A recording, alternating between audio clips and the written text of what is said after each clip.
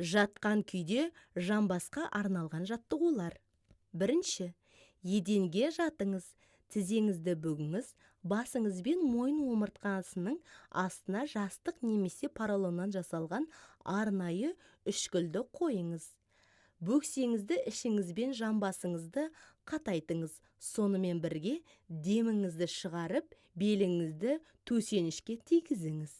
Екінші, деміңізді ішке алыңыз және оған дейін қатайған бұлшық еттеріңізді босаңсытыңыз. Сонымен қатар беліңіз еденнен өзі көтеріледі. Осы жаттығуды 20 рет қайталаңыз. Мысық арқасын күжірейтеді. 4 аяқтап тұрыңыз. Қолдарыңызды иығыңыздың тұсында болады. Саусақтар жоғары қарайды. Қолдар сандарға параллель. Сонымен бірге омыртқаны еденге параллель, ал мойынды түзеу бағытта ұстауға тырысыңыз. Екінші, деміңізді шығарыңыз және мысық арқасын күжірейтеді деген қимылды орындаңыз.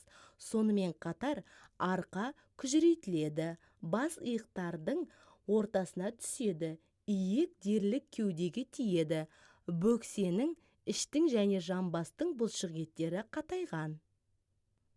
Үшінші, бастапқы күйге қайта оралыңыз және қимылдарды қайталаңыз. Белдің төмен қарай тым күжіремеуін қадағалаңыз. Сан мен жамбас бұлшық еттеріне арналған жаттығулар.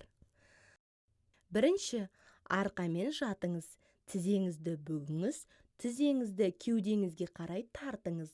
Тобықтарыңызды аяқтарыңыздың саусақтары мен өкшелеріңіз бір-біріне тимейтіндей етіп, аздап ажыратыңыз.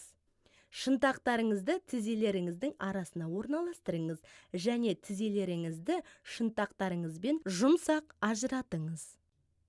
Екінші, тізелеріңіз шынтақтарыңыздың қимылына кедергі келтіреді. Сонымен бірге жамбас бұлшық еттері қатайған.